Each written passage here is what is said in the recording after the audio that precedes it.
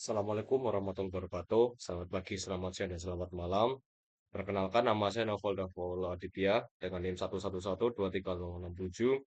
Jadi di sini saya akan mempresentasikan usulan penelitian tugas akhir saya yang berjudul Geologi dan Pengaruh Litologi terhadap Hidrogeokimia di daerah Srigonco, Kabupaten Malang, Provinsi Jawa Timur. Assalamualaikum warahmatullahi wabarakatuh. Sebelumnya nama saya Indra Pratama. Jadi penelitian ini dilatar belakangi oleh fenomena ironis di kawasan Srigonco Malang, di mana secara geologis area ini didominasi oleh topografi karst dari formasi Wonosari. Nah, karakteristik batu gamping yang sangat berubah ini menyebabkan air hujan itu dengan cepat meresap ke bawah permukaan. Akibatnya, wilayah ini seringkali mengalami krisis air bersih yang parah pada saat musim kemarau, meskipun dengan tingkat hujan yang tergolong tinggi.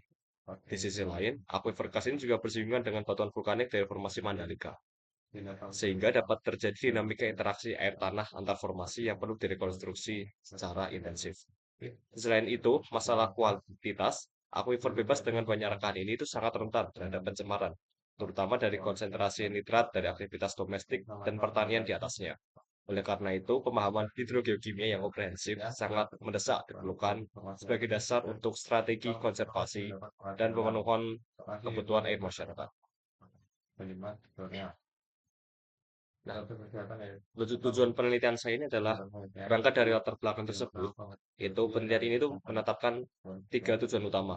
Yaitu yang pertama sebagai segi fisik, yaitu saya akan melakukan pemetaan geologi permukaan secara mendetail dan juga rekonstruksi arah aliran air tanah dari zona resapan hingga ke mata air maupun sumber warga. Lalu yang kedua, dari aspek geokimianya, penelitian itu bertujuan untuk menentukan fasies air tanah dan memodelkan interaksi kimia antara air dan batuan. Dan juga untuk seberapa kuat sih pengaruh pelarutan batu gamping dibandingkan dengan pelapukan batu vulkanik. Dan yang terakhir adalah saya akan mengevaluasi kualitas air secara keseluruhan dan membandingkannya dengan standar kelayakan untuk konsumsi serta memetakan secara spasial zona-zona mana saja yang paling rawan terhadap pencemaran. Untuk hipotesis awal saya adalah yang pertama, untuk menjawab tujuan tersebut tuh saya merumuskan beberapa hipotesis. Yang pertama tuh terkait dengan kendali litologi. Saya memproyeksikan bahwa mata air tanah pada formasi Wonosari didominasi oleh tipe kalsium magnesium bikarbonat, sehingga eh, pelarutan proses kalitan kalsium yang kuat tersebut akan berpengaruh. Sebaliknya, air yang berinteraksi dengan batuan dari formasi Mandalika itu memiliki atau bergeser menjadi tipe sodium bikarbonat akibat dari pelapukan silikat. Lalu yang kedua itu adalah terkait dengan kendali struktur dan aktivitas antropogenik manusia. Saya berhipotesis bahwa keberadaan zona-zona struktur seperti sesar-sesar itu akan menyebabkan efek pencemaran yang drastis pasca hujan, terlihat dari penurunan nilai konduktivitas listrik. Selain itu, saya juga menduga bahwa di daerah dengan elevasi yang rendah, yang dekat dengan pemukiman atau lahan pertanian, itu kita akan menemukan lonjakan konsentrasi ion klorida dan nitrat yang melebihi ambang batas aman.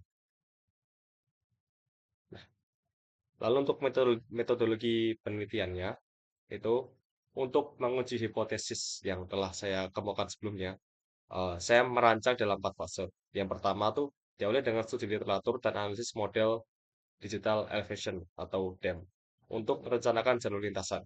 Lalu pada fase kedua adalah kegiatan lapangan, meliputi pemetaan kedudukan, pelapisan batuan, pemetaan struktur geologi, pengukuran muka air tanah statis, serta pengujian kualitas air secara in situ. Lalu pada tahap ketiga itu dilakukan oleh analisis laboratorium untuk menganalisis komposisi kation dan anion, serta petrografi dan batuan.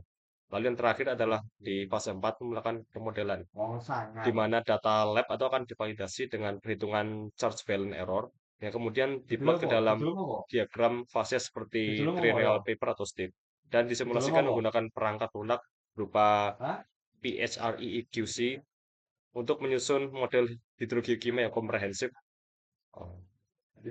Di YouTube dengan demikian adalah pemaparan dari saya terkait uh, laporan proposal yang saya ajukan.